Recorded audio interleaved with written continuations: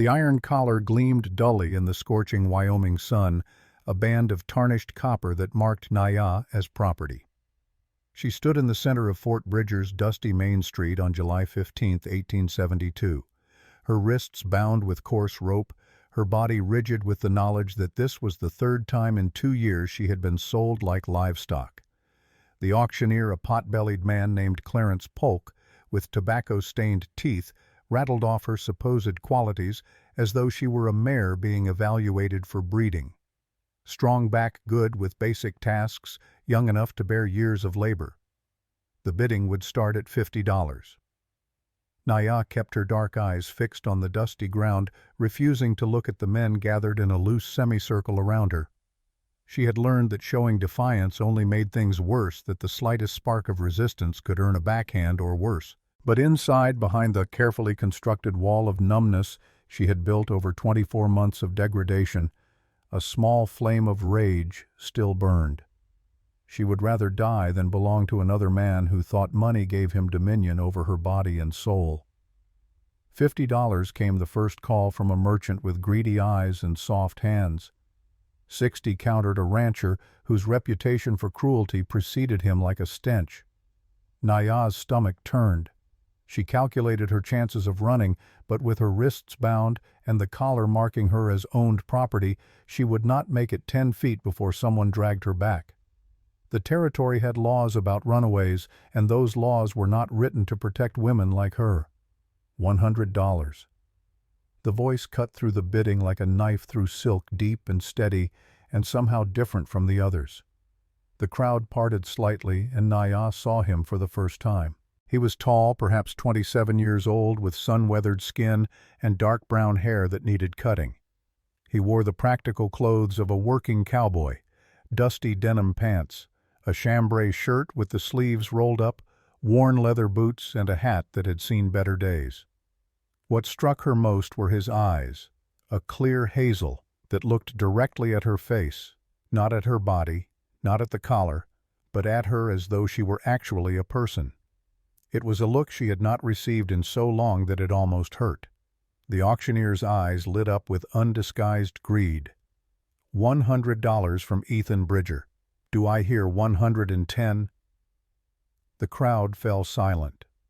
$100 was a substantial sum in 1872, more than most cowboys made in 3 months of hard labor. The merchant shook his head and walked away, muttering under his breath. The rancher looked angry but stayed silent, unwilling to match such a bid. Going once, going twice. Sold to Ethan Bridger for $100. Naya felt something inside her crack a little more. It did not matter that this man had kind eyes or that he looked at her differently. Men with kind eyes could still be monsters when they got you alone. She had learned that lesson too many times to count. Ethan stepped forward and counted out the money in gold coins which Clarence Polk snatched eagerly. Then Ethan turned to Naya and pulled a knife from his belt. She flinched instinctively, her body tensing for violence, preparing for the pain that surely must come. But instead of grabbing her, instead of establishing dominance as every other man had done, he carefully cut the ropes binding her wrists. "You are going to bleed if we do not clean those," he said quietly, looking at the raw wounds the rope had left on her skin. His voice was surprisingly gentle, almost apologetic. Naya stared at him, not understanding. Every man who had ever purchased her had immediately made clear what her purpose was, had taken what they paid for without hesitation or ceremony. But Ethan Bridger just stood there, knife in hand, waiting for something she could not name. "Can you walk?" he asked. She nodded mutely, not trusting her voice. "My horse is at the livery. We have a ride ahead of us." As they walked through Fort Bridger's streets, Naya was acutely aware of the collar around her neck. It rubbed against her skin with every step, a cold metal circle that proclaimed her status to everyone they passed. Women looked at her with pity or disgust. Men looked with curiosity or contempt. She kept her eyes on the ground, following the sound of Ethan's bootsteps in the dust. At the livery stable he had 2 horses saddled and ready, a large chestnut gelding and a smaller bay mare. He gestured to the bay. "You can ride." "Yes," Naya said, her voice hoarse from disuse. "Thaddeus Crane, The man who had owned her last had not allowed her to speak unless spoken to. Good. It is about 15 miles to my ranch. We should make it before dark. He helped her mount with hands that were impersonal and efficient, then swung up onto his own horse. They rode out of Fort Bridger heading northeast, and Naya tried to memorize the route in case she needed to run. The Wyoming landscape stretched endlessly in all directions, rolling hills covered with sagebrush and wild grass mountains rising in the distance like ancient sentinels. The sky was so vast it made her feel insignificant, but also somehow free in a way she had not felt in years. They rode in silence for over an hour, the only sounds the rhythmic clop of hooves on packed earth and the occasional cry of a hawk circling overhead. Naya's mind raced with possibilities, each darker than the last. Maybe Ethan Bridger did not want to establish his ownership in public. Maybe he was taking her somewhere isolated where no one would hear her scream. Maybe he was one of those men who liked to play gentle before showing his true nature. Ethan slowed his horse beside a small creek that cut through the landscape, its water clear and cold from mountain snow. He dismounted and gestured for her to do the same. "You must be thirsty," he said. Naya slid down from the mare, her legs stiff from riding, her throat parched from the heat and from fear. Ethan pulled a tin cup from his saddlebag, filled it with creek water, and held it out to her. Not the canteen itself, but the cup, as though she were a guest rather than property. She took it with trembling hands and drank. The water was cold and sweet, the best thing she had tasted in months. When she finished, Ethan refilled the cup and drank himself, then offered her a piece of dried venison from his supplies. "Are you hungry?" She nodded and took the meat, chewing slowly. It was the first time in 6 months that someone had offered her food without demanding something in return. As they rested beside the creek, Ethan spoke again, his tone conversational, as though they were two travelers sharing a meal rather than owner and owned. "I usually talk to my horse," he said. "Do you mind if I talk to you instead?" Naya looked at him, surprised by the question. "No." "Good. Because after 3 years living alone, I have almost forgotten how to talk to people." Naya felt the corner of her mouth twitch, almost a smile. Something she had not done in so long it felt foreign. "Horses do not talk back." "They answer," Ethan said with a slight smile. "Just in different ways." It was dry humor, gentle and unforced, and for just a moment Naya felt like a normal person having a normal conversation. The feeling was so unexpected it nearly brought tears to her eyes. As they prepared to continue riding, Ethan looked at her directly. "I do not know your name. Will you tell me?" Naya hesitated. No one had asked her name in 2 years. Most did not care. She was just the Apache woman, the property, the thing to be used. "Naya," she said finally, her voice barely above a whisper. Ethan repeated it carefully, pronouncing it correctly with an Apache inflection. "Naya. It means flowing water, does it not?" She stared at him in shock. "You know, the White Mountain Apache taught me. I lived with them for 6 months back in 1869. They saved my life when I got lost in the mountains." This revelation hung in the air between them as they remounted and continued toward the ranch. A white man who had lived with the Apache, a man who knew enough to pronounce her name correctly to know its meaning. It did not make him safe, but it made him different, and different was something she had not encountered in a very long time. The sun was beginning its descent toward the western horizon when Ethan's ranch appeared cresting a low hill. It was a modest spread, a sturdy log cabin with a stone chimney, a barn in good repair, a corral with several horses, and what looked like good grazing land extending toward a creek lined with cottonwood trees.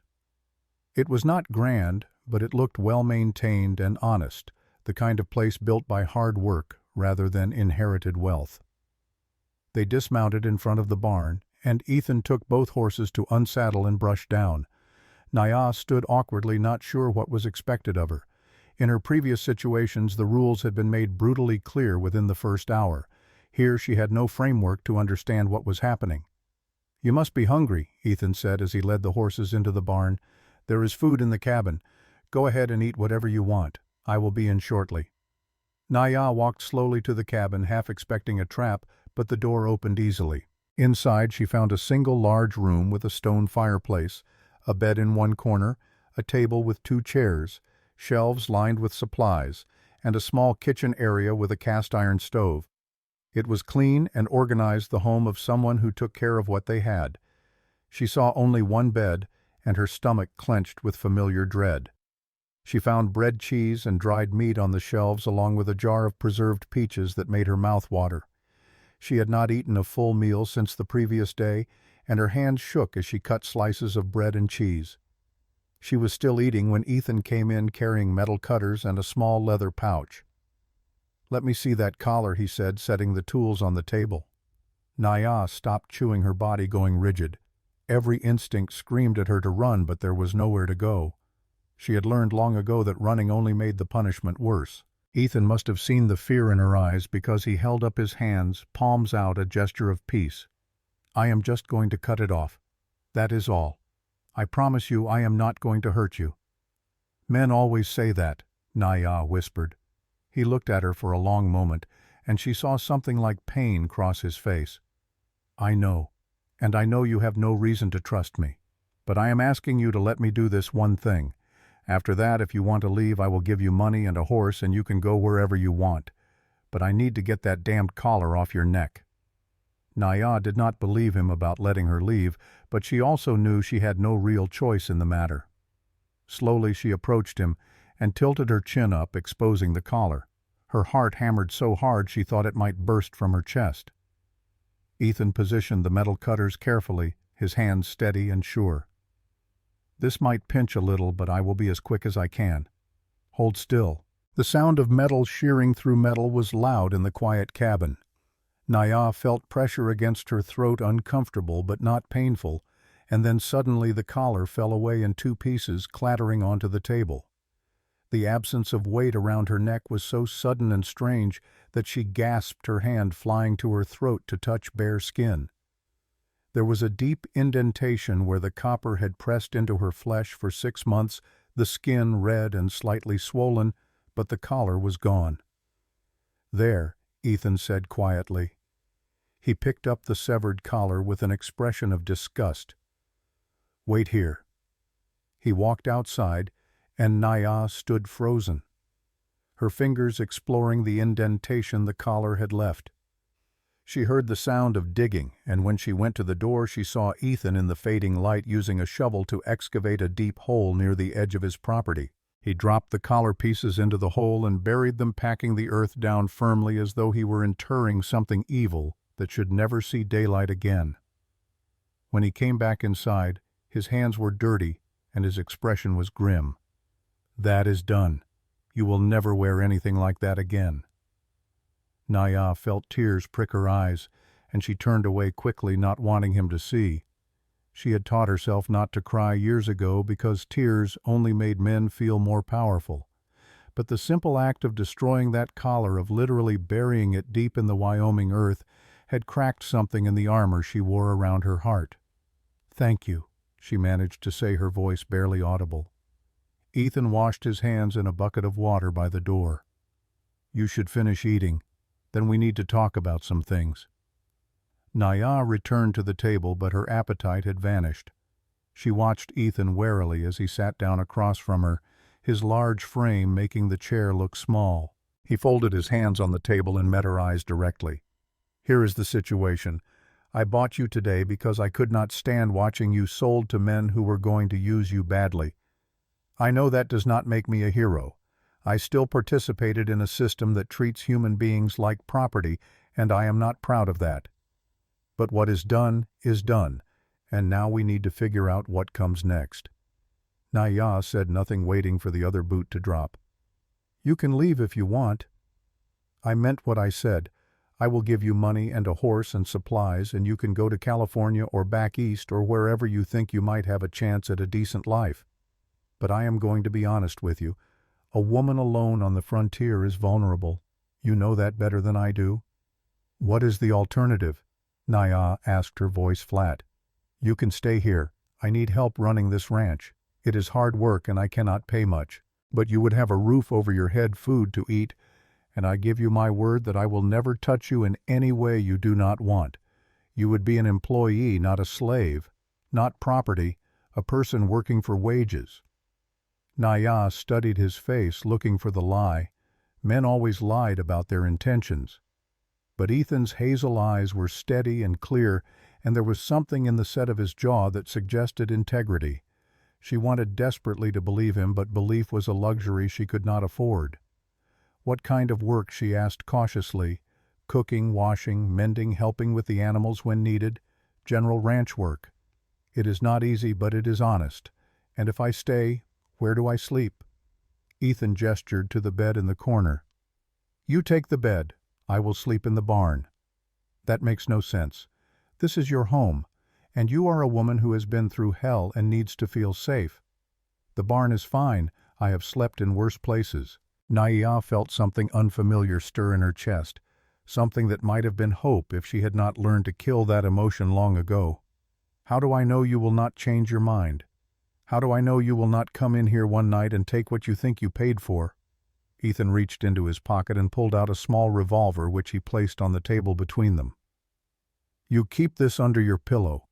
If I ever do anything that makes you feel unsafe, you shoot me. I would rather be dead than become the kind of man who forces himself on a woman." Naya stared at the gun. It had to be a test. Obviously no man would give a woman he had just purchased a loaded weapon unless he was trying to prove something. But what if it was not loaded? What if this was all an elaborate game to make her lower her guard, as though reading her mind? Ethan picked up the revolver, opened the cylinder to show her it was fully loaded with 6 cartridges, then set it back down. "It is real, and it is yours. Protection, not a threat." The sun had fully set now, and the cabin was growing dark. Ethan stood and lit an oil lamp, casting warm light across the rough-hewn walls. "You do not have to decide tonight. Get some rest. We can talk more in the morning." He grabbed a blanket from a chest and headed for the door. "Bolt this behind me. Do not open it for anyone, including me, unless you feel safe doing so." And then he was gone, leaving Naya alone in the cabin with a loaded gun and more questions than answers. She heard his footsteps crossing to the barn, heard the barn door creak open and shut. Then silence broken only by the sound of crickets and the distant howl of a coyote. Naya picked up the revolver with shaking hands. It was heavier than she expected, cold and solid and real. She checked the cylinder again, confirming it was loaded, then held it in her lap as she sat in the wooden chair staring at the bolted door. She did not trust Ethan Bridger, could not trust him.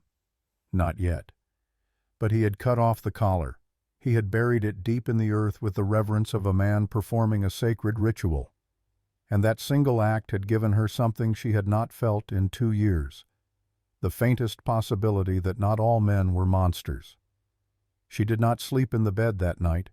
She sat in the chair with the gun in her lap, watching the door, waiting for him to come back and reveal his true intentions. But the door never opened. The night passed slowly, stars wheeling overhead in their ancient patterns, and as the first gray light of dawn crept through the window, Naya finally allowed herself to believe that maybe, just maybe, Ethan Bridger had meant what he said. When full daylight came, Naya heard sounds from the barn.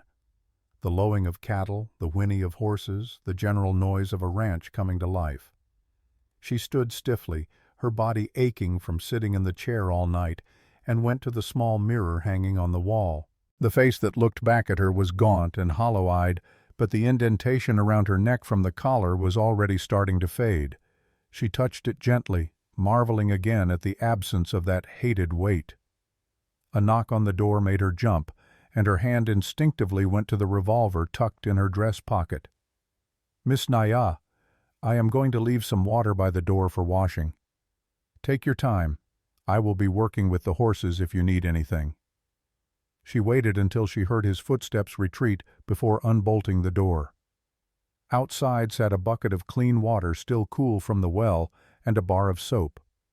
She brought them inside quickly and bolted the door again, then stripped off the filthy dress she had been wearing and washed herself thoroughly for the first time in weeks.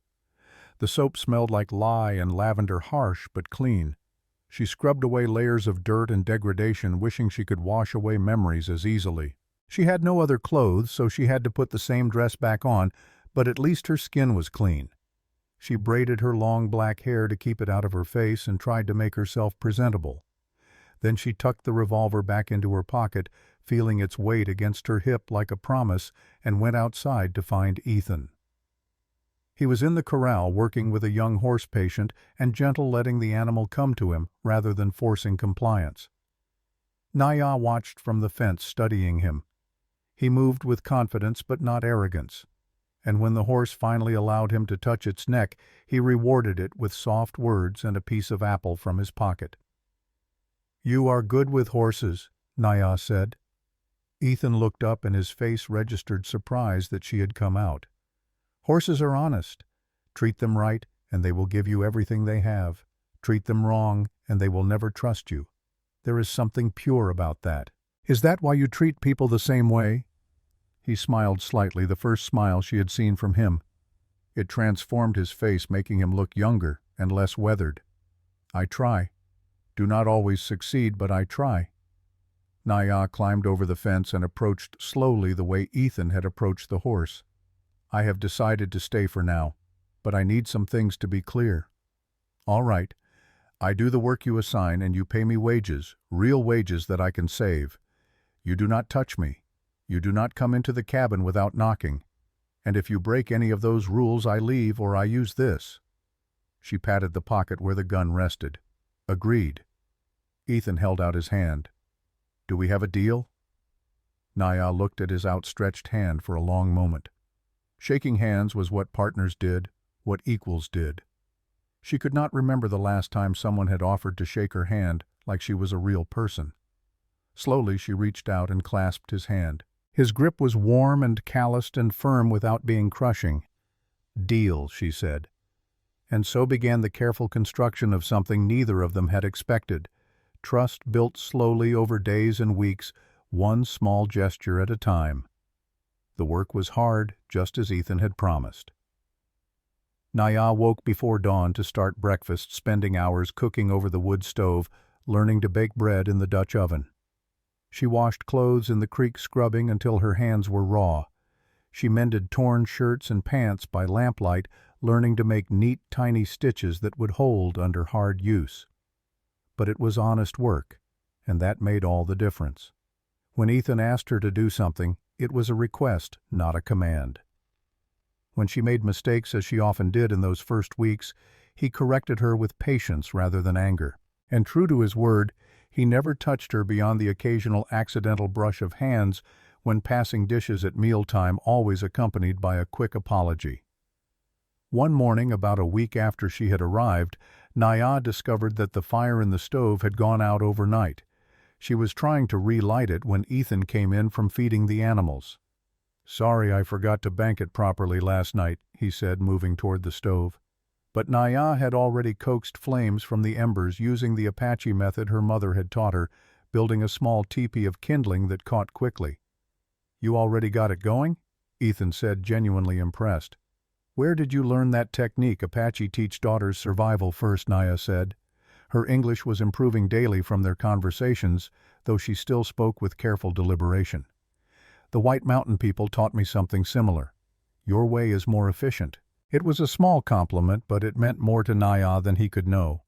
For the first time in 2 years, someone had acknowledged that she possessed knowledge worth respecting. Later that day, she noticed strips of venison hanging outside that would spoil in the summer heat if not properly preserved. She found Ethan in the barn. "That meat will go bad," she said.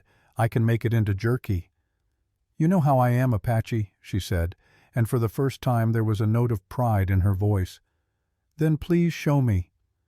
She spent the afternoon cutting the meat into thin strips, treating them with salt and herbs, hanging them to dry in the precise way her father had taught her. Ethan watched, asking questions, learning.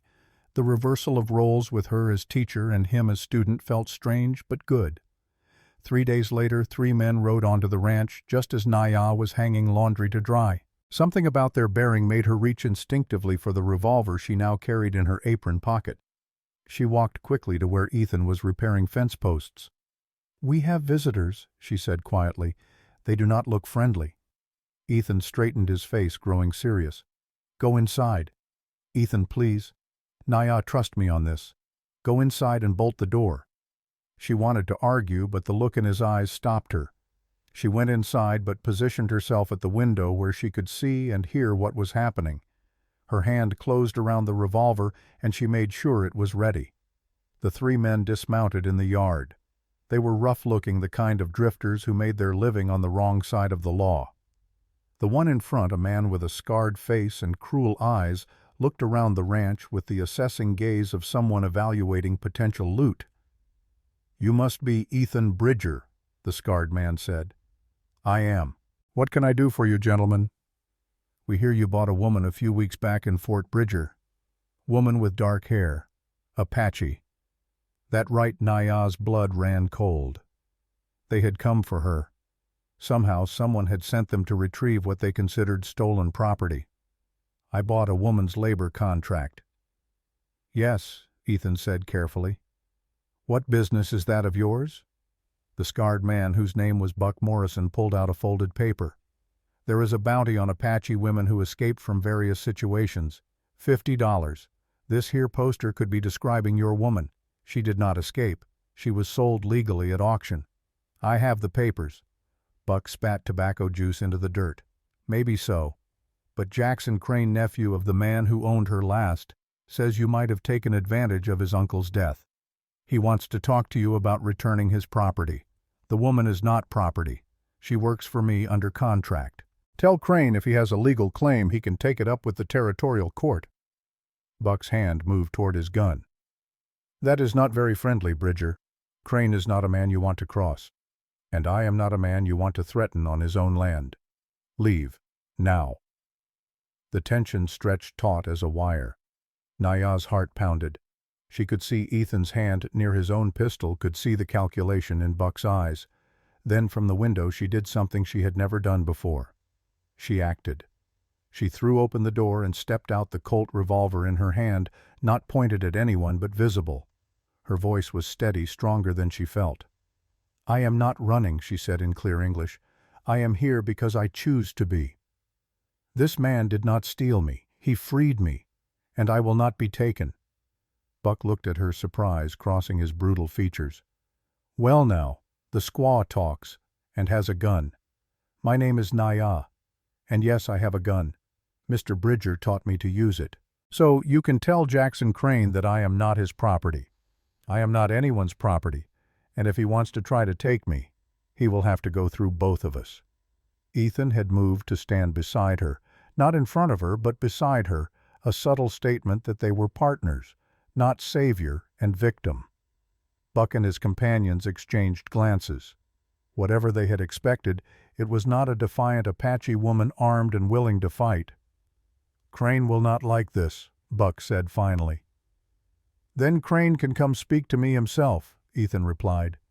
"But he had better bring the law with him, because if he shows up with hired guns, I will defend my land and my employee." The three men mounted their horses and rode away, but not before Buck called back, "This is not over, Bridger." When they were gone, Ethan turned to Naya. "You did not have to come out. That was dangerous. I know," she said. "But I could not let them think I was hiding. I could not be afraid anymore." Something shifted in Ethan's eyes, a new respect. "You were brave." "No. I was terrified. But I was also tired of being a victim." "Bravery is being terrified and doing it anyway," Ethan said. "You did good." That evening, after the horses were fed and the chores were done, they sat on the porch as the sun set, painting the sky in shades of orange and pink. Naya had not asked him the question that had been burning in her mind since that first day, but now seemed like the time. "Why did you really buy me?" she asked. The truth. Ethan was quiet for so long she thought he might not answer. Then he said, "I had a sister, Emily.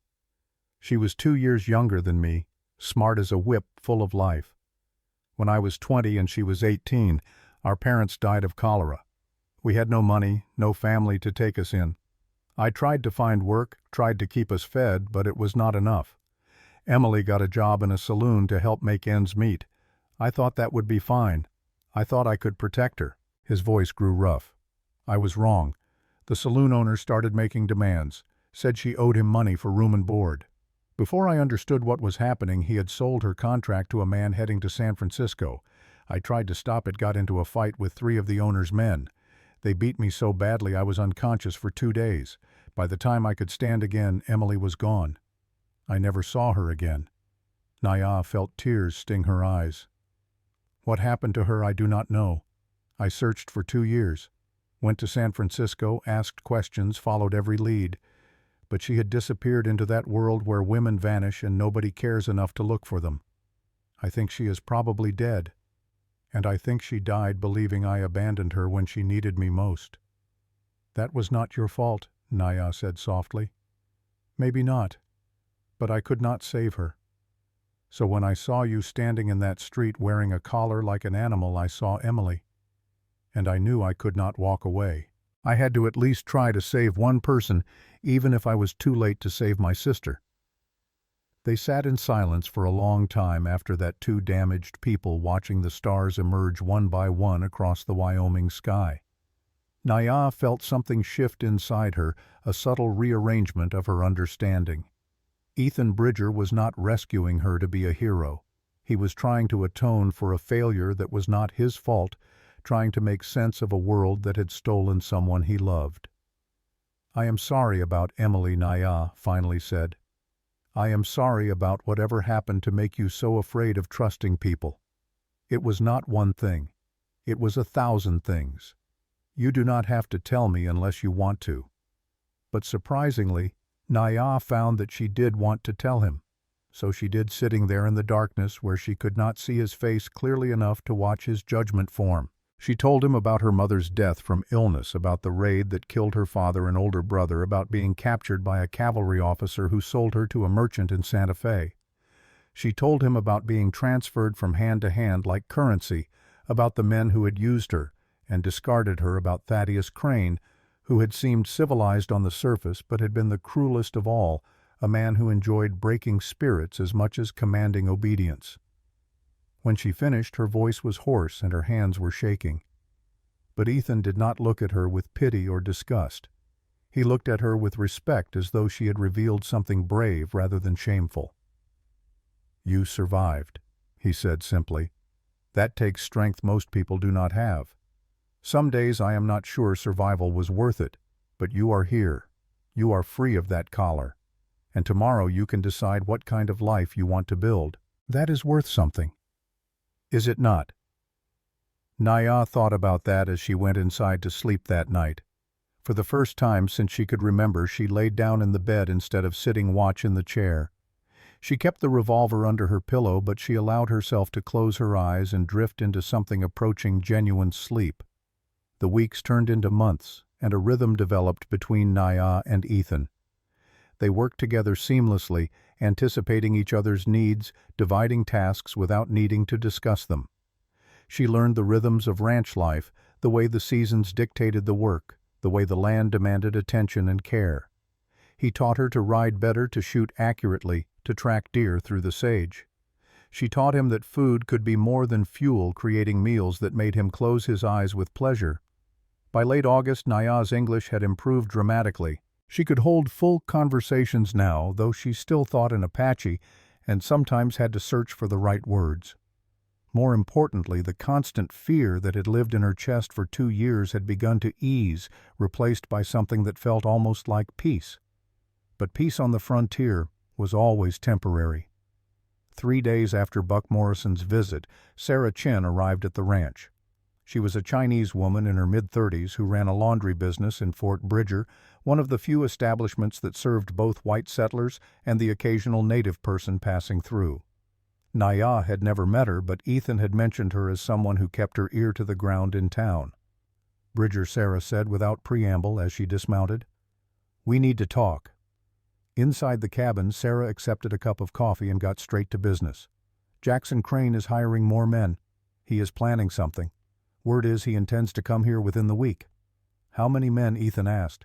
"At least 10, maybe more. He has money and connections with some of the less scrupulous officers at the fort. He is telling people you stole his property, and he is within his rights to retrieve it." Naya felt her stomach clench, but she kept her voice steady. "We need help, then." Sarah nodded. "I can help some. I have a root cellar under my shop where people can hide if needed. But for a fight, you will need more than me and my shotgun." "There is a marshal in Fort Bridger," Ethan said. "William Dawson." "Is he honest?" Sarah hesitated. "Honest, yes, but he does not trust Indians much. You will have to convince him that Naya is worth protecting." "Then I will make him believe," Naya said with quiet determination. The next morning, Ethan and Naya rode into Fort Bridger together. It was the first time Naya had been back since the auction, and she could feel eyes on her as they passed through the streets. Some looks were curious, some hostile, but she kept her head high and her hand near the revolver in her belt. The marshal's office was a small wooden building near the center of town. Marshal William Dawson was a man of 55 with iron-gray hair and sharp eyes that had seen too much. He looked up from his desk as they entered, his gaze moving from Ethan to Naya and back again. "Bridger, what brings you to town?" "I need to report a crime," Ethan said. "Jackson Crane is planning to attack my ranch to steal a person he claims is his property." Dawson's eyes narrowed. "You mean the Apache woman? I heard you bought her at auction. I bought her labor contract legally. But Crane is claiming his deceased uncle had some prior claim and is threatening violence to take her back." "The law on this is complicated," Dawson said slowly. "Indians do not have the same rights as citizens. If Crane can prove ownership through his uncle's estate—" "I am not property," Naya interrupted. Her voice was calm but firm. "I was kidnapped by soldiers after my family was killed. I was sold to men who had no right to sell me. I am a person, not a thing to be owned." Dawson studied her for a long moment. "You speak English well. Well enough to know right from wrong.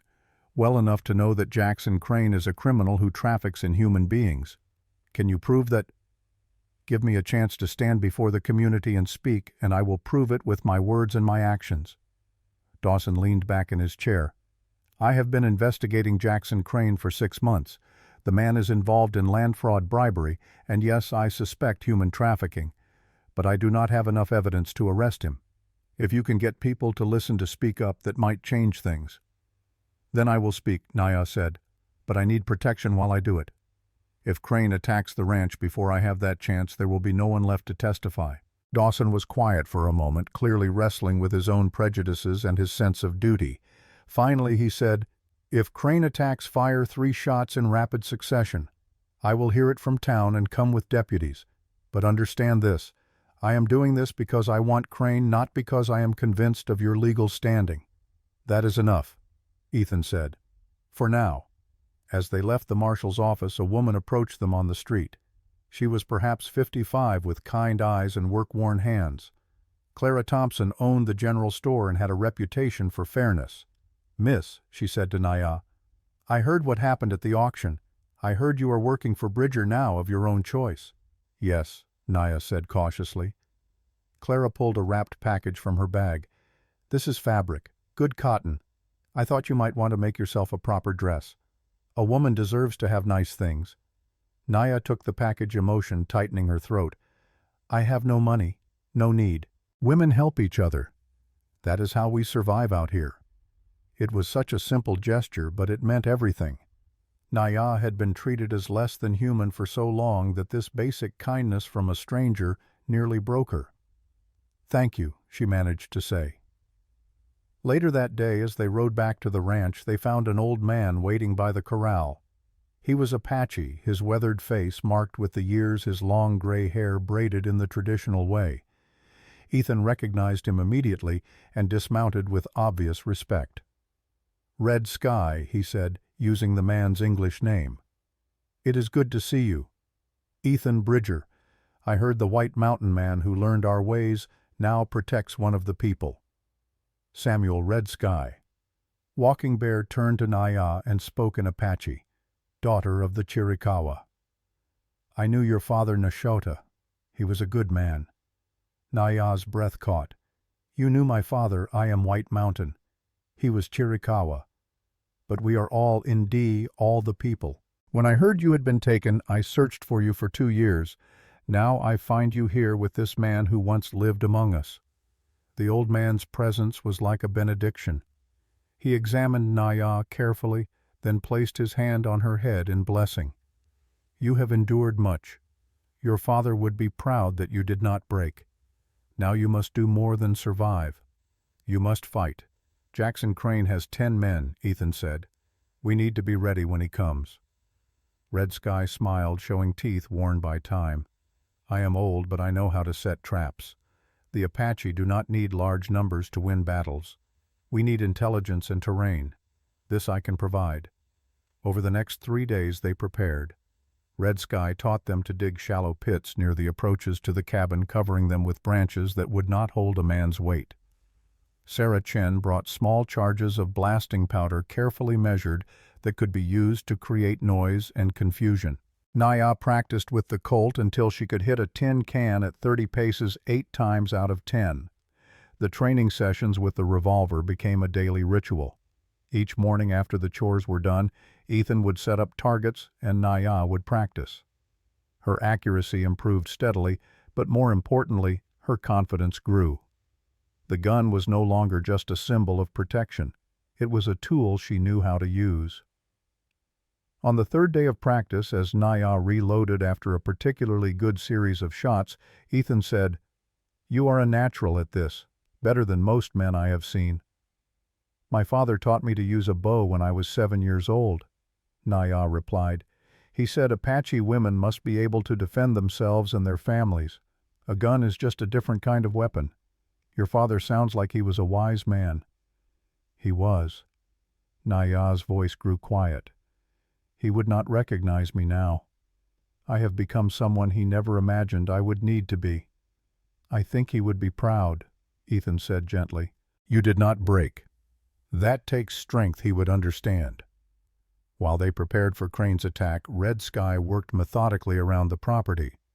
The old Apache had a lifetime of tactical knowledge, and he applied it with the patience of someone who had survived countless conflicts. He studied the approaches to the cabin, noted where the moonlight would cast shadows, identified natural choke points. One afternoon, Naya found him placing small branches in a specific pattern near one of the pit traps. "What are you doing, grandfather?" she asked in Apache, using the respectful term for an elder. "Making the trap invisible to eyes that do not know how to see," Red Sky replied in their shared language. "White men look at the ground differently than we do. They see obstacles to avoid. We see the story the earth tells. These branches look natural to them, so they will not suspect what lies beneath. You have done this before. Many times. Too many times." Red Sky straightened, his old bones creaking. "I hoped by my age I would be done with fighting. But it seems the world is not done with conflict. I am sorry you must fight for me. Do not be sorry, child." Red Sky placed a weathered hand on her shoulder. "You are worth fighting for. All people are. That is what the white men have never understood. They divide the world into those who matter and those who do not. But we are all children of the earth. All sacred. All worthy of protection." That evening, Red Sky performed a brief blessing ceremony. He burned sage and cedar, the smoke rising into the darkening sky, and chanted words in Apache that Naya had not heard since her childhood. Ethan watched respectfully from a distance, not understanding the words but recognizing the solemnity of the ritual. When it was done, Red Sky said to both of them, "The spirits of your ancestors watch over you. They see your courage. They will stand with you in the darkness." Meanwhile, in Fort Bridger, Jackson Crane was making his own preparations. He sat in a back room of the saloon with Buck Morrison and the other men he had hired. A bottle of whiskey sat on the table between them, and Crane's mood was black. "I do not care what it takes," Crane said, his voice low and dangerous. "That Apache woman made a fool of me, made a fool of my family name. She is coming back alive or dead. I do not particularly care which. Bridger will fight, Buck warned, and he has got help now. That old Indian, the Chinese woman, maybe others. Then we bring more men." Crane poured himself another drink. "I will pay double to anyone who wants in on this. The woman is worth money to me, but more than that, I want to make an example. Let every other bought woman in this territory know what happens when they forget their place." "What about the marshal?" Buck asked. "Dawson has been sniffing around. Dawson is one man with 4 deputies. By the time he gets there, it will be over. We go in fast, we go in hard, and we take what is mine." One of the other men spoke up nervously. "What if people in town do not see it your way that Thompson woman has been talking? And the priest?" Crane slammed his glass down on the table. "I do not give a damn what a shopkeeper and a priest think. I have the law on my side. Indians are not citizens. They have no rights. When this is done, Dawson will have to accept it because there is nothing he can do about it." But Crane was wrong. The tide of public opinion was slowly turning, not because people suddenly cared about the rights of Native people, but because the story of Naya's situation had become impossible to ignore. A woman sold repeatedly treated as property marked with a collar like an animal. Even in a frontier society accustomed to harsh realities, this struck many as going too far. The morning before the attack, Father Miguel came to the ranch. He was a stocky man with kind eyes and calloused hands, someone who had spent years serving the poorest members of the community. "I came to offer my support," he told Ethan and Naya. "What has happened to you? Miss Naya is an abomination. The church may have been slow to speak against slavery in all its forms, but I will not be silent. If there is a reckoning coming, know that you have the prayers of good people with you." "Thank you, Father," Naya said. "That means more than you know." Miguel looked at Ethan. "You are doing a good thing, son. Not enough men stand up when they should. You are standing up. God sees that." After the priest left, Naya said to Ethan, "I never thought I would have a priest defend me, or a shopkeeper, or anyone." "You have become part of this community," Ethan replied. "People see that you are not what they were told to expect. You are changing minds just by being yourself. That is a lot of responsibility. You do not have to carry it alone. That is what community means." During the long evenings, as they planned and prepared, the bonds between them deepened. One night, sitting by the fire, Naya asked Ethan about his time with the White Mountain Apache. "I was a scout for the cavalry," he said, staring into the flames. "We were tracking a group of Chiricahua who had raided a ranch. I got separated from my unit during a dust storm and ended up lost in the mountains with no water and very little food. I thought I was going to die out there." He paused, the memory clearly painful. "After 3 days, a White Mountain family found me. They had every reason to kill me. I was their enemy, wearing the uniform of men who had killed their people. But instead, they took me to their camp. An old woman, the grandmother, said that killing me would make them like the soldiers. So they fed me, gave me water, taught me their language." "How long did you stay?" 6 months. I learned their ways, their beliefs. They taught me that the land does not belong to anyone, that we all just borrow it for a while. When I finally left to return to the fort, I could not put the uniform back on. I took my discharge and came here, bought this land. I wanted to live the way they taught me, with respect for the earth and for people." Naya looked at him with new understanding. "That is why you could not watch me be sold like an animal. Because you knew better. Because I knew you were a person. And people deserve freedom." On the 5th night after Sarah's warning, they came. It was just past midnight when Red Sky, who had positioned himself on the roof, gave a low whistle. Horses approaching from the west. Many horses. Ethan and Naya took their positions. He at the front window with his rifle, she at the side window with the Colt. Red Sky remained on the roof with his old hunting rifle and a bow. Sarah Chen, who had insisted on being there, crouched by the back door with her shotgun and the blasting powder. Jackson Crane's voice cut through the darkness. "Bridger, send out the Apache woman and I will let you live. This does not have to end badly for you. She is not your property, Crane. You have no legal claim here." "Legal claim?" Crane laughed harshly. "She is a damned Indian. They have no rights. Now send her out or we will burn you out." "Come and try," Ethan called back. The first rush came from 3 directions at once. Buck Morrison and 2 others charged the front. 3 more came from the south side. 4 approached from the north, thinking to flank them. It was a coordinated attack, but they had not counted on the preparation. The first 2 men hit Red Sky's pit traps and went down with shouts of pain and surprise.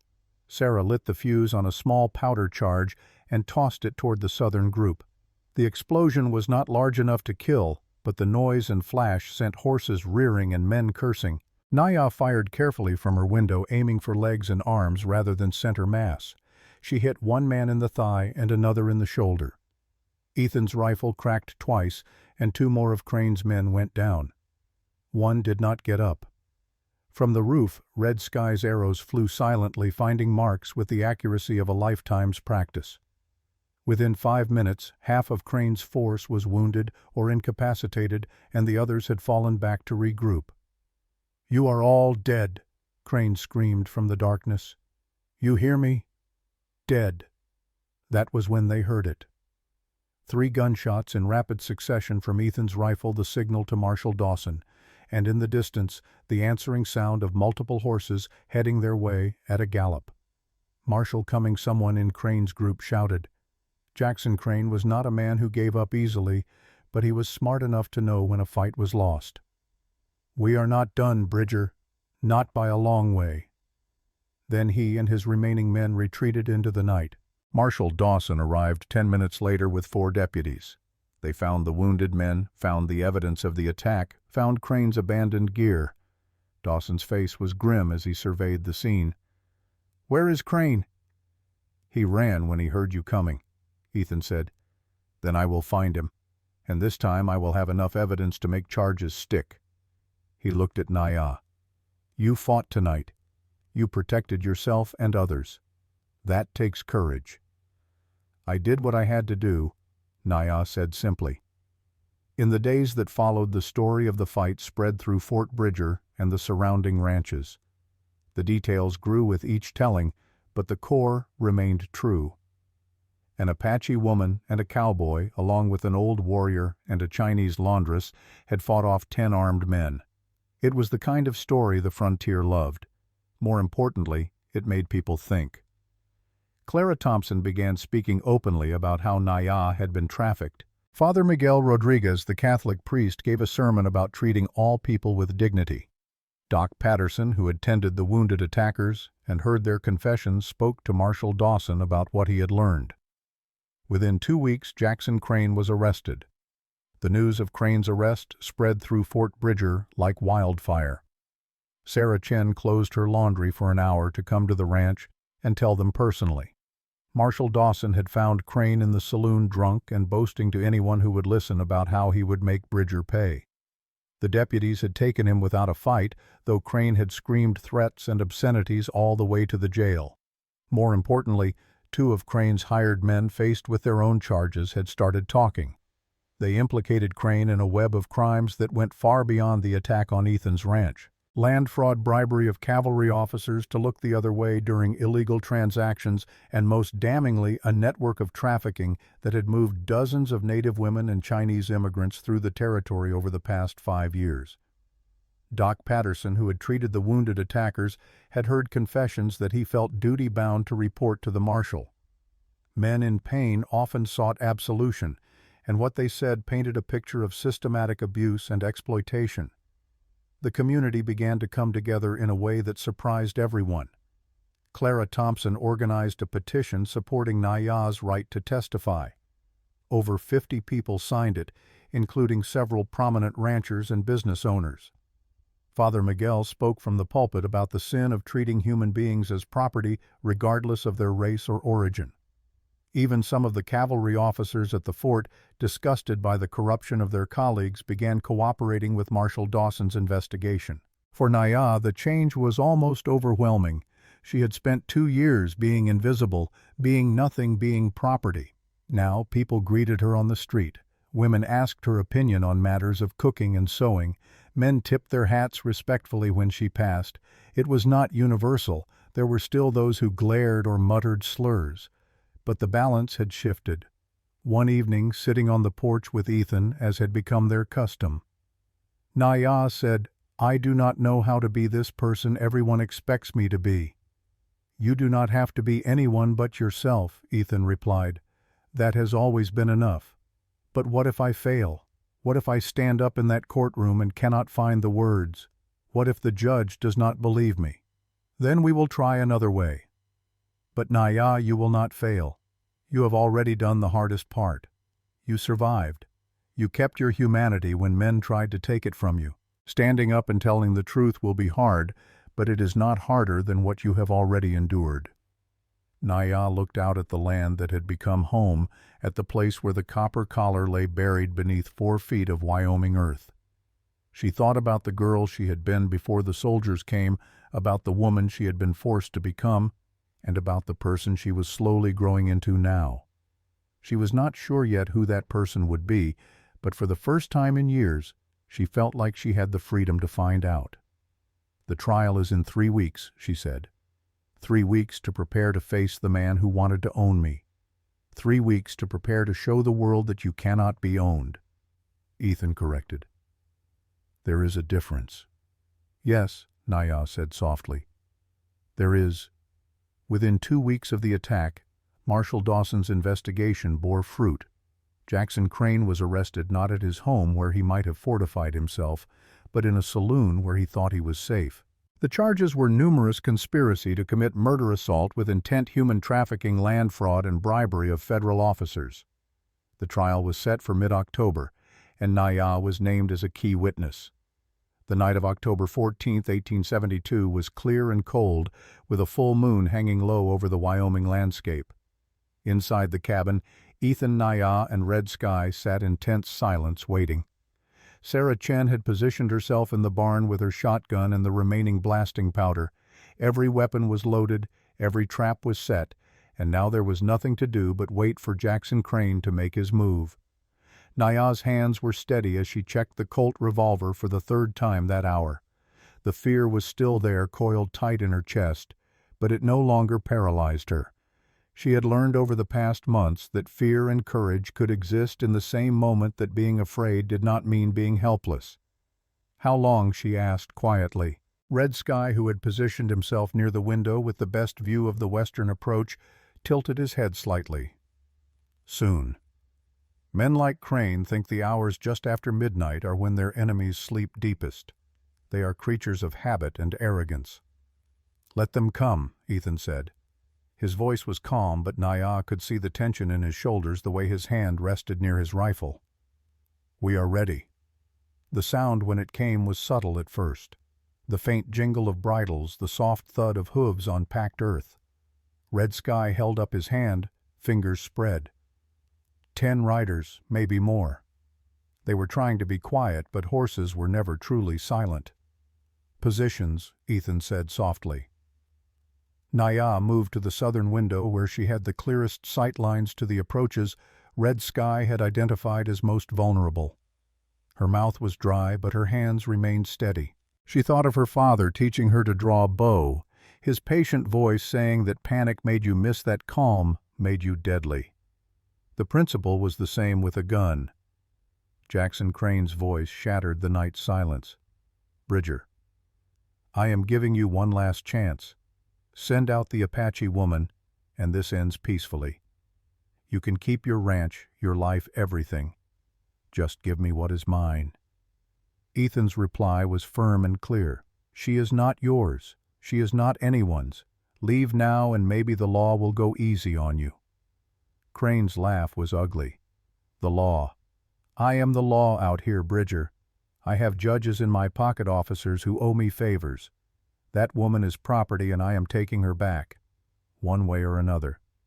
"Then you had better bring more men," Ethan called back, "because the ones you have are not enough."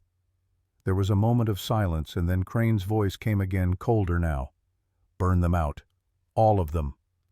The attack came from 3 directions simultaneously, just as they had anticipated. Buck Morrison led 4 men in a direct assault on the front of the cabin, firing as they charged. 3 more approached from the south, where the terrain offered some cover. The remaining men, including Crane himself, tried to circle around to the north side, but Red Sky's traps were waiting. The first scream came when two of Buck's men hit the concealed pits. They were not deep enough to cause serious injury, but the sharpened stakes at the bottom and the sudden drop were enough to take them out of the fight. One man's horse reared in panic, throwing its rider hard into the dirt. From her window, Naya saw three men approaching through the sagebrush. She aimed carefully, remembering Ethan's teaching. Breathe out slowly. Squeeze, do not pull. The Colt kicked in her hand and one of the men grabbed his leg and went down. She fired again and another man dove for cover. Sarah's blasting powder went off on the north side with a flash and a boom that lit up the night. It was not meant to kill, just to disorient and frighten, and it worked perfectly. Horses scattered and men shouted in confusion. Ethan's rifle cracked methodically from the front window. He was a better shot than Naya, and he made each bullet count. One of Buck's men fell and did not get up. Another clutched his shoulder and retreated. From the roof, Red Sky worked with the silent efficiency of a lifetime of survival. His arrows flew without the telltale crack of gunfire, striking men who thought they were safely out of range. The old warrior might have been 68 years old, but his aim was still true. Within 5 minutes of the initial assault, Crane's force was in disarray. 4 men were wounded seriously enough to be out of the fight. 2 more had fled entirely, their nerve broken by the unexpected resistance. The remaining attackers had taken cover, but they were pinned down, unable to advance and unwilling to retreat under fire. That was when Ethan fired 3 shots in rapid succession into the air, the signal they had arranged with Marshal Dawson. The sound echoed across the prairie, carrying for miles in the still night air. "Marshal is coming," one of Crane's men shouted. "We need to go. Stand your ground," Crane screamed back. "We finish this now." But his men had lost their stomach for the fight. They had been promised an easy target, a lone rancher and an Indian woman who would not resist. Instead, they had found prepared defenders' traps and coordinated fire.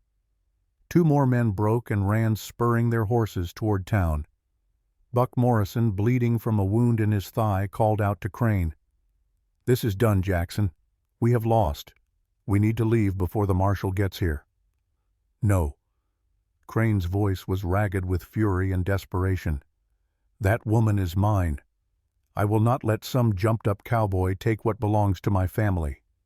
He did something then that surprised everyone. Instead of retreating with his men, Jackson Crane dismounted and circled around to the back of the cabin on foot, moving low and fast. Red Sky, focused on the men in front, did not see him. Neither did Ethan or Sarah. But Naya, checking the southern approach, caught movement in her peripheral vision. She turned just as Crane burst through the back door that Sarah had left unguarded when she moved to throw the blasting powder. He grabbed Naya before she could bring the Colt around, one arm wrapping around her throat, his own gun pressed against her temple. "Everyone stop!" Crane shouted. "Stop or I blow her head off right now!" Ethan spun from the window, his rifle coming up, but he could not get a clear shot. Red Sky appeared in the doorway from the roof access, his bow drawn, but he too had no angle that would not risk hitting Naya. "Let her go!" "Crane," Ethan said, his voice deadly calm despite the fear in his eyes, "this will not end the way you want." "It will end with me getting what I came for," Crane snarled. He began backing toward the door, dragging Naya with him. His grip was iron tight around her throat, cutting off her air. "She is mine. She has always been mine, and I will kill anyone who tries to stop me from taking what is mine." Naya's mind raced. She could feel the cold metal of Crane's gun against her skin, could smell the whiskey on his breath and the sweat of his fear. This was it. This was the moment that would define whether she remained a victim or became something else entirely. She thought of her father teaching her to fight when she was young. Apache warriors, he had said, do not always have weapons. Sometimes you only have your body and your will. Make them count. In Apache so quickly that Crane could not understand, Naya said, "When I drop, shoot him." She saw Ethan's eyes widen slightly in comprehension. He gave the tiniest nod. Then Naya did 3 things in rapid succession. She stomped down hard on Crane's instep with all her weight. She threw her head back into his nose with a sickening crunch, and she let her legs go completely limp, dropping straight down and slipping from his grip. Crane's gun went off, but Naya was already falling and the bullet passed through empty air where her head had been a heartbeat before. Ethan's rifle cracked once and Jackson Crane staggered backward, his shoulder erupting in blood. The gun fell from his nerveless fingers. Red Sky was on him in an instant, pressing a knife to his throat. "Move and you die," the old Apache said calmly. Marshal Dawson and his deputies burst through the front door moments later, guns drawn. They found Jackson Crane on his knees with Red Sky's blade at his throat, Ethan with his rifle trained on the wounded man, and Naya slowly getting to her feet, the Colt steady in her hand. Dawson took in the scene with a practiced eye. "Jackson Crane, you are under arrest for attempted murder, assault with a deadly weapon, and about a dozen other charges I will be happy to list." He looked at his deputies. "Get the wounded loaded up. Doc Patterson is going to have a busy night." As Crane was hauled to his feet and roughly handcuffed, he turned his hate-filled gaze on Naya. "You are nothing," he spat. "Just a damned squaw. You think this changes anything? You will always be nothing." Naya stepped forward, and though she was a foot shorter than Crane and weighed half what he did, there was something in her bearing that made him flinch. "I am Naya," she said, her voice clear and strong. "I am Apache. I am a survivor. I am a free woman. And you are a criminal who will spend the rest of his life in a cage. I would rather be me than you." Dawson actually smiled as he pushed Crane toward the door. "Well said, Miss Naya. Very well said indeed." The cleanup took hours. Doc Patterson arrived to treat the wounded, including 2 of Crane's men who would need surgery to remove bullets. 4 others had injuries from the pit traps and from Sarah's blasting powder.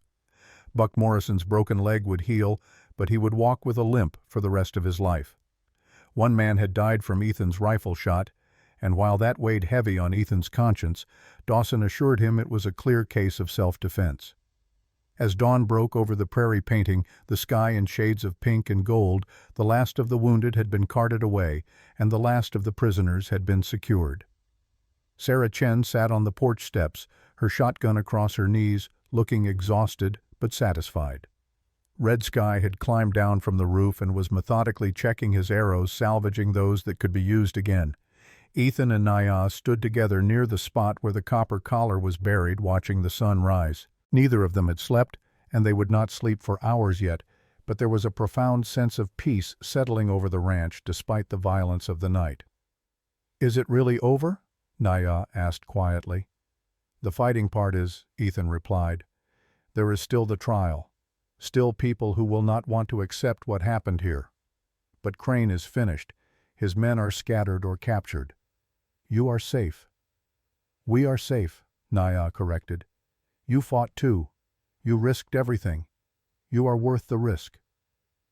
They stood in comfortable silence as the sun climbed higher, burning away the last shadows of the night. Red Sky joined them after a few minutes, placing a weathered hand on Naya's shoulder. "You fought well." "Granddaughter," he said in Apache. "Your father would have been proud. You did not freeze. You did not panic. You acted." "I was terrified," Naya admitted. "As you should have been. Fear keeps us alive. It is what we do despite the fear that defines us." He looked at Ethan. "You also fought well, White Mountain Man. You protected what matters. That is the mark of a warrior." "I am no warrior," Ethan said. "Just a rancher trying to do what is right." "Those are the best kind of warriors," Red Sky replied. "The ones who do not seek battle but do not run from it when it comes." Over the next week, as word of the fight spread through Fort Bridger and beyond, something remarkable happened. People who had been silent about Jackson Crane's activities began to speak up. Women came forward with stories of disappeared daughters and sisters. Ranchers reported extortion and threats. Even some of the cavalry officers at the fort, horrified by the corruption of their colleagues, provided testimony about bribes and illegal transactions. Clara Thompson organized a gathering at her store to collect testimonies and signatures for a petition supporting Naya's right to testify at the trial. The response was overwhelming. Over 100 people signed, many of them adding personal notes of support. Father Miguel held a special service at the church focusing on the dignity of all people, regardless of race or origin. The attendance was the highest he had seen in years. Doc Patterson, who had treated everyone involved in the fight, provided detailed medical reports that corroborated the defensive nature of the violence. His testimony would be crucial in establishing that Ethan Naya and their allies had acted in lawful self-defense. Marshal Dawson worked tirelessly to build his case. He interviewed witnesses, collected evidence, and coordinated with federal prosecutors who saw an opportunity to make an example of Crane. Human trafficking was technically illegal even in 1872, though enforcement was spotty at best. This case, with its clear evidence and sympathetic victim, could set important precedents. 2 weeks after the attack, Jackson Crane sat in a cell waiting for his trial, his shoulder bandaged and his future looking grim. Most of his hired men had made deals with prosecutors agreeing to testify against him in exchange for reduced charges. Buck Morrison, facing a murder charge for the man who had died in the attack, had given a detailed confession implicating Crane in years of criminal activity. The trial was scheduled for November 1, 1872.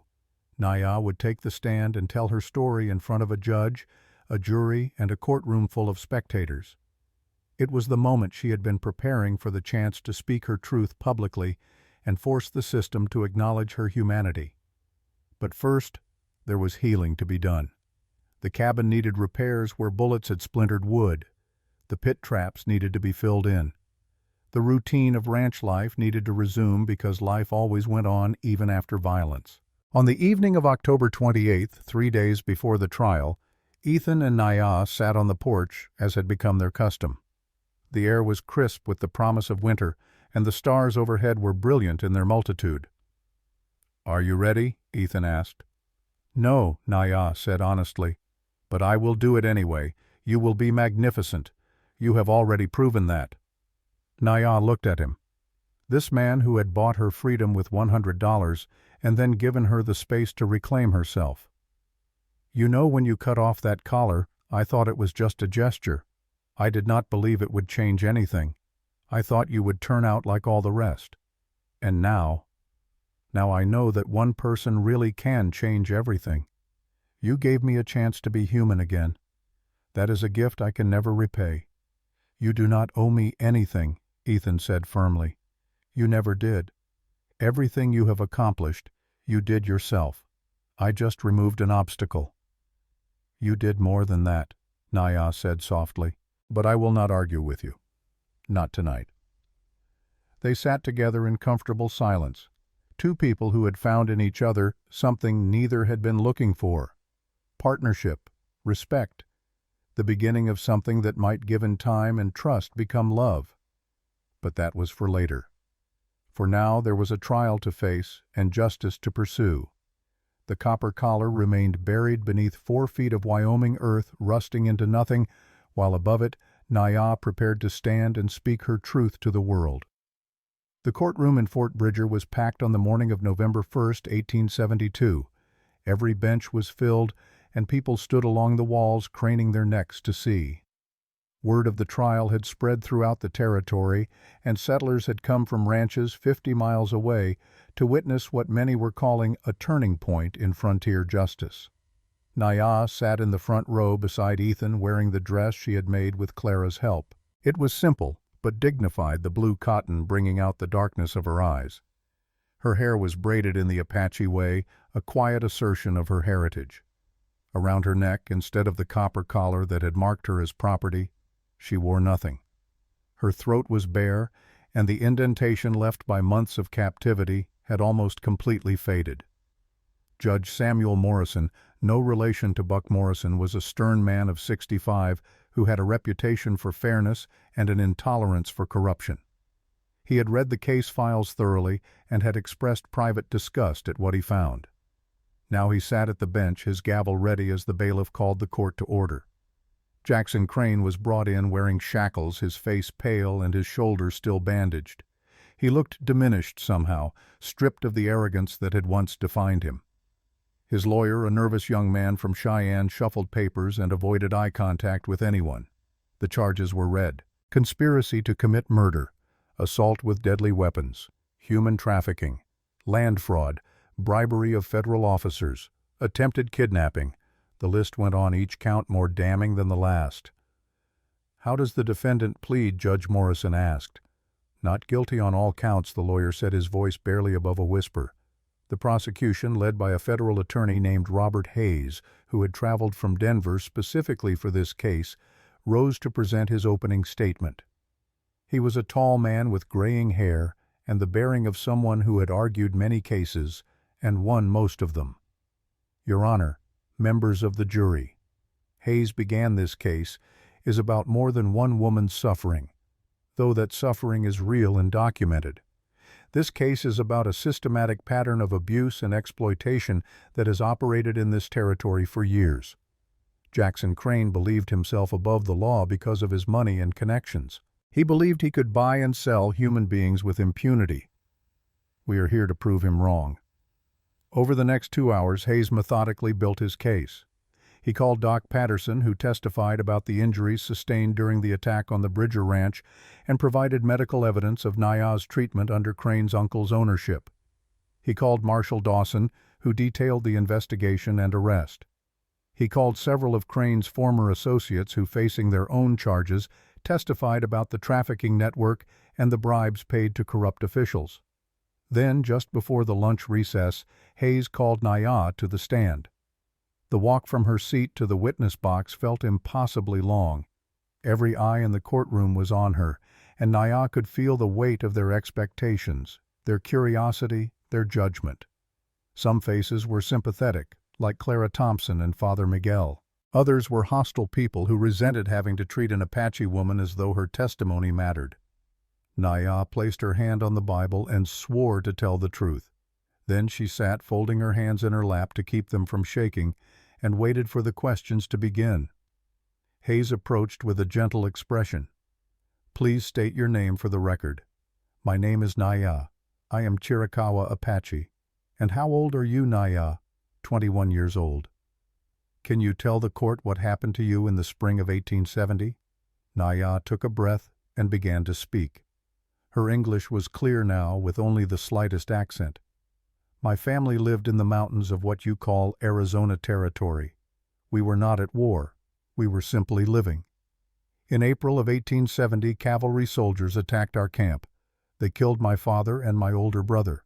My mother had died of illness the year before. The soldiers took me and my younger sister prisoner." "What happened to your sister?" "One of the officers took her separately. I have not seen her since that day. I do not know if she is alive or dead." "And what happened to you?" "The officer who commanded the raid, a lieutenant named Thomas Crane, sold me to a merchant in Santa Fe to pay gambling debts.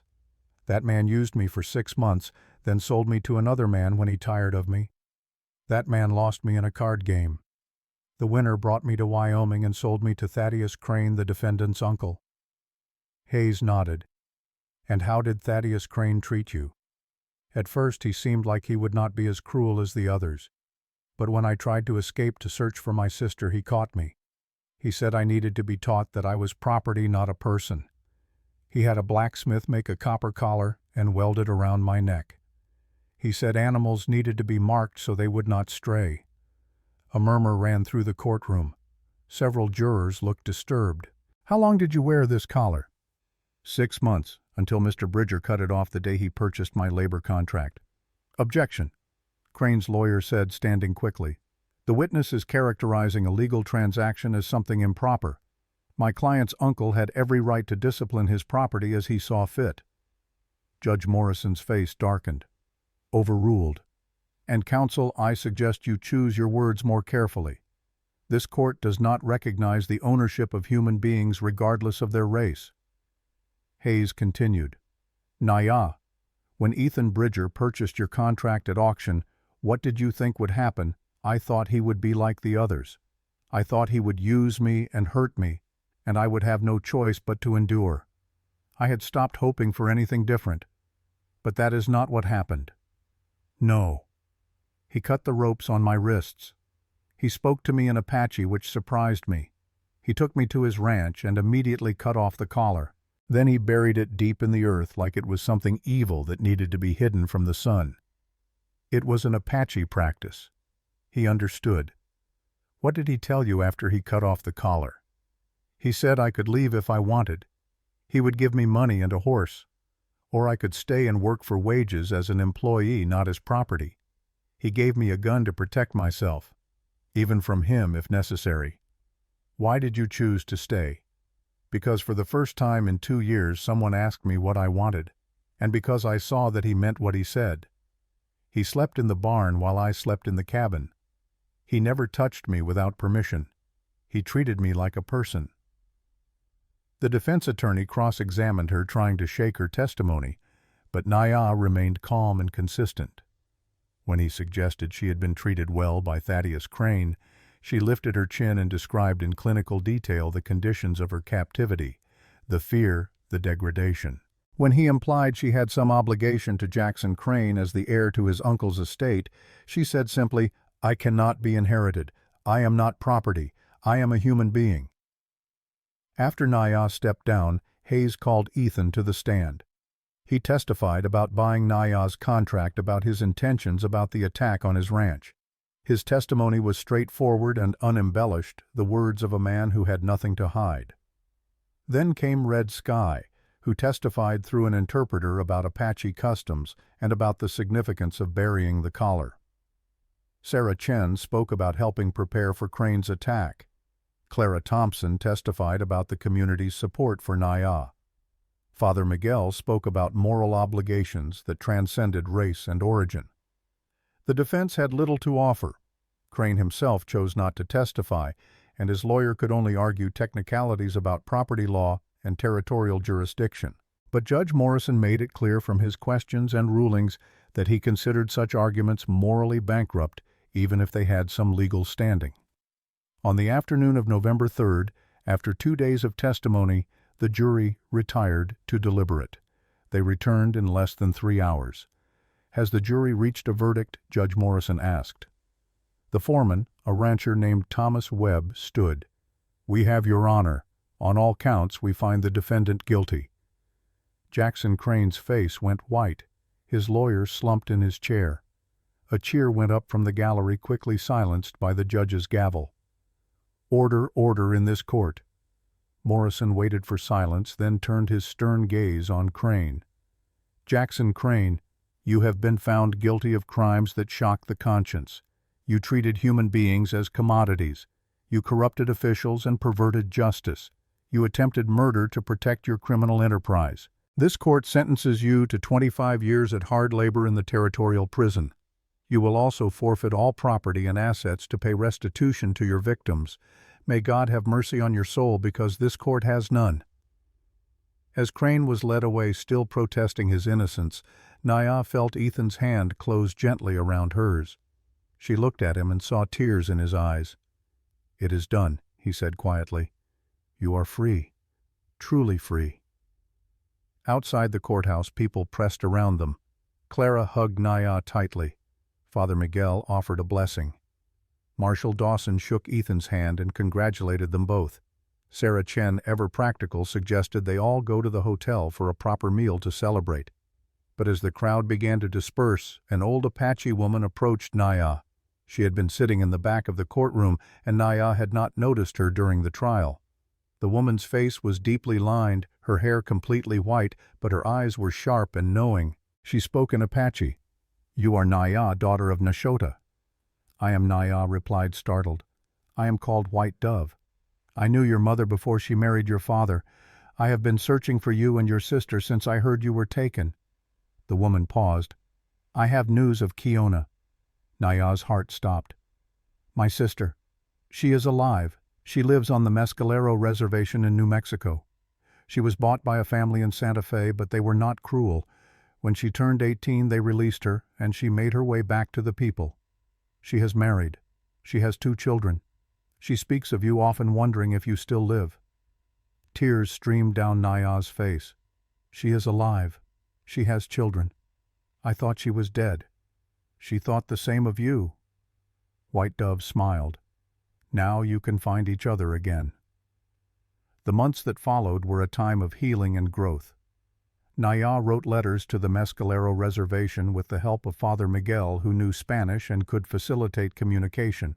In January of 1873, a letter came back. It was in Spanish, translated from Quiona's Apache by a priest at the reservation, and it said simply, "Sister, my heart sings to know you live. Come when you can. You are always welcome here." At the ranch, life settled into new rhythms. Naya was no longer just an employee. She and Ethan worked as true partners, making decisions together about the land and the animals and the future. They built additions to the cabin to make more space. They planted a larger garden. They talked about what they wanted their life to become. One evening in late February, as they sat by the fire, Ethan said, "I have something to ask you, and I want you to know you can say no. There will be no consequences if you do."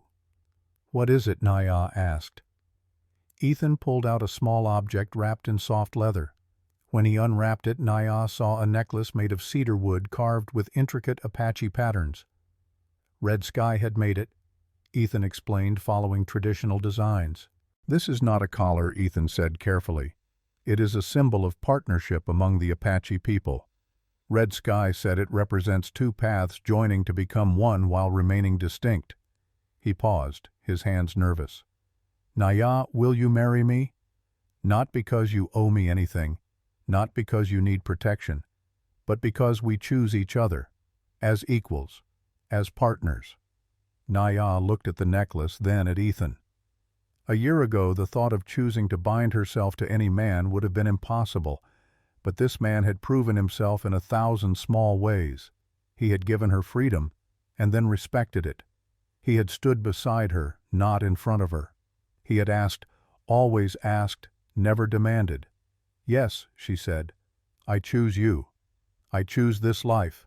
I choose us." They were married on June 15, 1873, in a ceremony that blended Apache and Christian traditions. Father Miguel officiated, but Red Sky performed blessings in Apache. Naya wore white, but with traditional beadwork. Ethan spoke his vows in both English and halting Apache. The community came to celebrate, and for one day at least, the divisions of race and origin seemed to matter less than the simple fact of two people committing to a shared life. The wedding feast was held at the ranch, and as the sun set, Ethan and Naya stood together at the spot where the copper collar was buried beneath their land. They had decided to build the new addition to their cabin directly over that spot, so that every day they would walk over the place where Naya's past bondage lay entombed. Every day Naya said softly, "I will walk here and remember that I survived, that I am free, that I chose this." Every day Ethan replied, "I will walk here and remember that freedom is something we must choose and defend every single day." That first year of marriage was not without challenges. Naya sometimes woke from nightmares reliving moments of captivity. Ethan sometimes struggled with the guilt of not having saved his sister, but they learned to comfort each other, to be patient with each other's wounds, to understand that healing was not a destination, but a journey. In the spring of 1874, they made the journey to New Mexico to meet Quiona. The reunion was everything Naya had dreamed of, and more. The sisters held each other and wept, years of separation and fear melting away in that embrace. Quiona's children, shy at first, eventually warmed to their aunt. Quiona's husband, a quiet man who worked as a scout for the reservation, welcomed Ethan with reserved respect. They stayed 2 weeks, and in that time Naya felt pieces of herself clicking back into place. She was Apache. That identity had not been taken from her, no matter what men had tried to do. She taught Quiona's children songs their grandmother had taught them. She spoke her language without fear. She was for the first time in years completely herself. When they returned to Wyoming, Naya carried with her a sense of wholeness she had thought lost forever, and in the fall of 1874, she discovered she was pregnant. The news of her pregnancy filled Naya with a complex mixture of emotions she had not anticipated. Joy, certainly, at the thought of bringing a new life into the world with a man she loved and trusted, but also fear deep and primal, rooted in memories of women she had known who had been pregnant in captivity, whose children had been taken or used as leverage. It took weeks for Ethan to help her understand that this child would be born free, would grow up knowing only love and safety. Samuel Bridger came into the world on a cold December morning in 1875 with Clara Thompson acting as midwife and Red Sky waiting outside to offer traditional blessings. He had his father's hazel eyes and his mother's dark hair, and when Naya held him for the first time, she understood with sudden clarity what she had been fighting for all along. Not just her own freedom, but the freedom of generations yet to come. "He will never wear a collar," she whispered to Ethan as they looked down at their son. "He will never know what it means to be owned." "No." Ethan agreed, his voice thick with emotion. "He will grow up free, knowing both sides of his heritage, proud of both." 2 years later, in 1877, their daughter Kiona Elizabeth was born. They named her for Naya's sister, and for no one in particular, just a name that sounded strong and beautiful. She had her mother's fierce spirit from the beginning, crying lustily to announce her presence to the world. Red Sky, now 72 years old but still spry, held the baby and spoke a blessing in Apache over her. "May you walk in beauty all your days. May you know your worth. May you never forget the strength of those who came before you." The ranch prospered through the late 1870s. Ethan's careful management and Naya's hard work transformed it from a modest homestead into a thriving operation. They hired hands during busy seasons, always treating their workers fairly and paying honest wages. Word spread that the Bridger Ranch was a good place to work, and they never lacked for help when they needed it. But prosperity brought its own challenges. In 1880, when Samuel was 5 and Kiona was 3, they faced a new kind of threat. Samuel came home from the small school in Fort Bridger with a split lip and tears in his eyes. "What happened?" Naya asked, kneeling to examine the injury. "Tommy Carter said my mother is a squaw," Samuel said, using the slur he had heard but did not fully understand. "He said I am half savage. He said I do not belong at school with white children." Naya felt old rage flare in her chest, but she forced herself to speak calmly. "What did you say to him?" "I said you are my mother and I am proud of you." "Then he hit me, so I hit him back." Despite the situation, Naya felt a surge of pride. "You did right, both in your words and in defending yourself. But now we must talk about what it means to walk between two worlds." That evening, the whole family sat together, including Red Sky, who had become a permanent fixture in their lives, living in a small house they had built for him on the property. Naya spoke to Samuel about his Apache heritage, about the long history of the people, about the strength it took to survive. Ethan spoke about his own culture and about the best parts of it, the values of hard work and fairness, and standing up for what was right. "You have two bloodlines," Red Sky told the boy. "Some will see this as weakness, as being neither one thing nor another. But you must see it as strength. You can walk in both worlds. You can build bridges. That is a gift, not a curse." "But why do they hate us?" Samuel asked, his child's logic seeking simple answers to complex questions. "Because people fear what they do not understand," Naya said. "And because this land has seen much conflict between whites and Indians. There is blood and pain on both sides. You carry both heritages, so you carry both the pain and the hope of healing."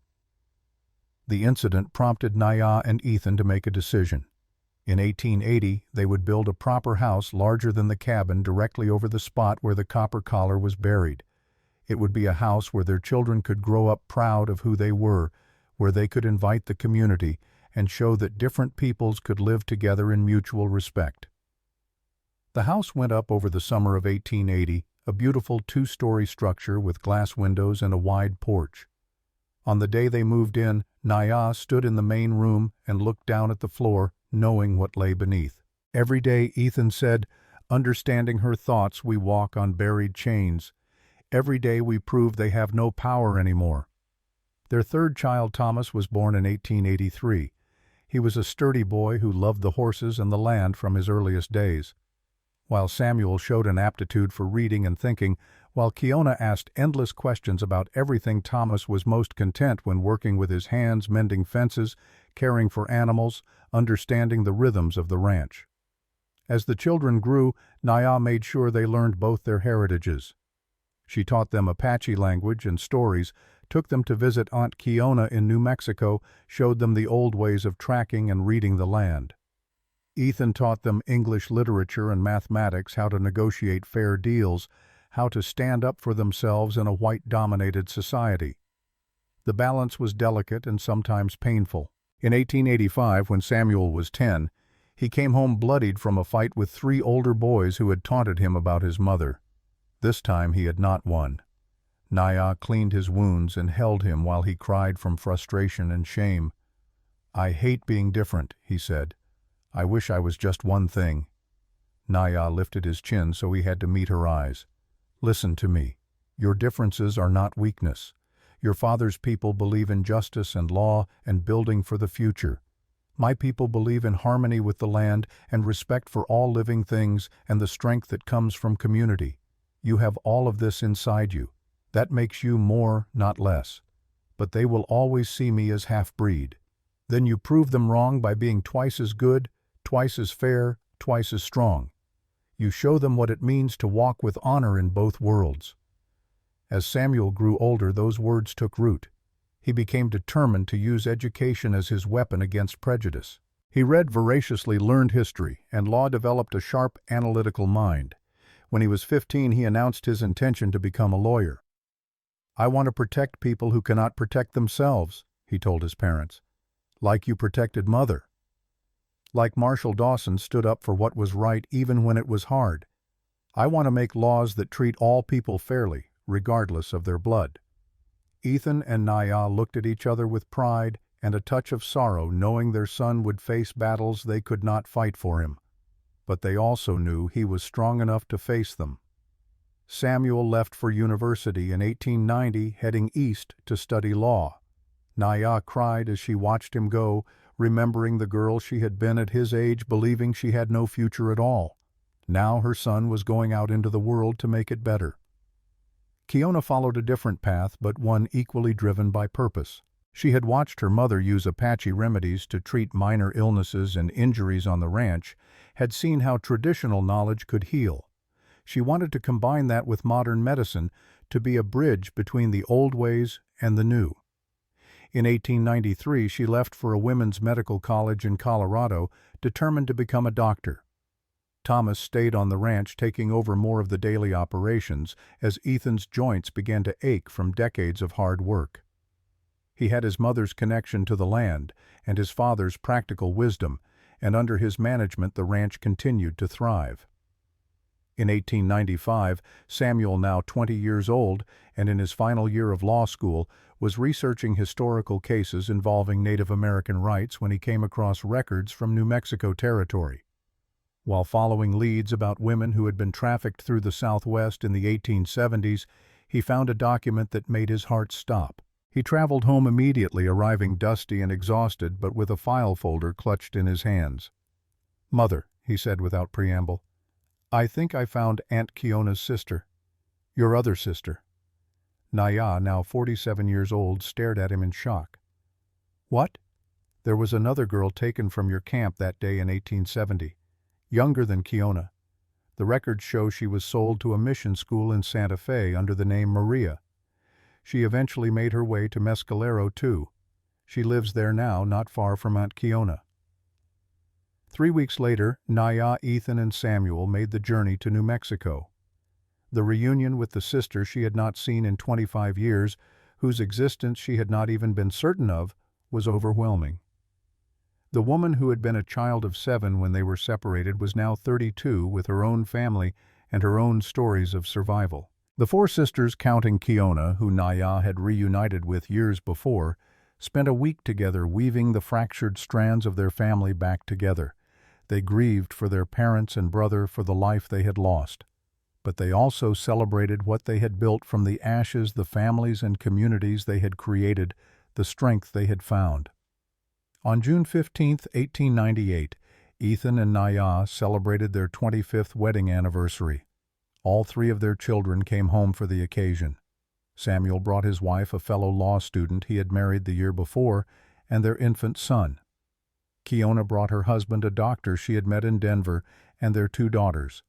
Thomas brought his wife Margaret, whom he had married in 1896, and their young son. Red Sky, now 93 years old and moving slowly but still sharp of mind, presided over the celebration with the dignity of a tribal elder. Sarah Chen came from Fort Bridger, now running the most prosperous laundry business in the territory. Clara Thompson, older but still energetic, brought an enormous cake she had baked for the occasion. Father Miguel, retired but still beloved, offered a blessing that honored both Christian and Apache traditions. They gathered at the house built over buried chains 3 generations strong, and Naya looked around at what her life had become. The terrified girl in a copper collar would not have believed any of this was possible. The woman she had become knew it was not just possible, but necessary, that every day of survival had been building toward this moment. As the sun set, Ethan and Naya sat on the porch alone, just as they had on so many evenings over the years. He was 52 now, his hair more gray than brown, his hands gnarled from a lifetime of work. She was 47, her face lined but still beautiful, her eyes still fierce with the fire that had never quite gone out. $100, Ethan said with a slight smile. Best money I ever spent. Naya shook her head. You did not buy me. You gave me the space to free myself. There is a difference. Is there? Sometimes I am not sure. Yes, Naya said firmly. I chose to stay. I chose to trust you. I chose to build this life. Those were my choices. You just made them possible. Then we freed each other, Ethan said, because you taught me that doing the right thing matters more than being comfortable. You taught me that standing up costs something, but silence costs more. They sat in comfortable silence as the stars emerged, the same stars that had watched over this land for millennia through countless human dramas of suffering and triumph. Do you ever think about the collar? Ethan asked. Do you remember what it felt like every day? Naya admitted. Not the physical weight, though sometimes I still feel phantom pressure on my throat. But I remember what it meant, what it tried to make me believe about myself. And every day I walk over the place where it is buried, and I remember that I survived, that I am free, that my children will never know that weight. From inside the house came the sound of laughter, of children playing, of family gathered in love and safety. It was the sound of hope, made manifest, of freedom hard won and carefully tended. My father once told me, Naya said softly, that a person's worth is not determined by what others do to them, but by how they respond. I spent years having my worth stolen, being told I was nothing. But I never believed it. Not completely. There was always a small part of me that knew they were wrong. That part saved you, Ethan said. That part saved all of us. As the night deepened and the celebration continued inside, Naya thought about the long road that had brought her here. The copper collar now rust and fragments beneath the foundation of her home. The fear that had once consumed her. The slow, painful process of learning to trust again. The joy of choosing love freely rather than having it forced upon her. She thought about her children growing up proud of both their heritages, building lives that would have been impossible for her at their age. She thought about Samuel fighting for justice through law, Kiona healing through medicine, Thomas stewarding the land with wisdom. She thought about the grandchildren who would never know the weight of a collar, who would grow up in a world slightly better than the one she had been born into, though still far from perfect. The story that had begun with a copper collar and $100 in gold had become a story about so much more, about the possibility of change, about the power of choosing to do right even when it was difficult, about love that was freely given rather than demanded, about building something beautiful from materials salvaged from destruction. As Naya and Ethan finally went inside to join their family, she paused at the threshold and looked back one last time at the land stretched out under starlight. Somewhere beneath her feet, deep in the Wyoming earth, a copper collar continued its slow dissolution into rust and dust. But above it, 3 generations of free people lived and loved and built their futures. The collar had tried to define her as property, as less than human as owned. But she had redefined herself through survival, through choice, through the fierce insistence on her own humanity even when the world denied it. She was Naya. She was Apache. She was a mother and wife and grandmother. She was a survivor who had become a warrior not through violence but through the simple, radical act of refusing to be broken. And that she thought as she crossed the threshold into the warm light and laughter of home was worth more than all the gold in the territories. That was freedom. That was victory. That was love. The story of the copper collar had ended the day Ethan cut it off.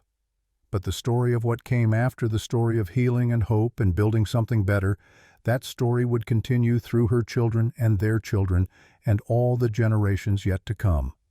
It was a legacy not of pain, but of resilience, not of bondage, but of freedom chosen and defended every single day. And beneath it all, buried 4 feet deep in Wyoming earth, the copper collar continued its patient transformation into nothing, while above it life flourished in all its complicated, beautiful, hard-won glory.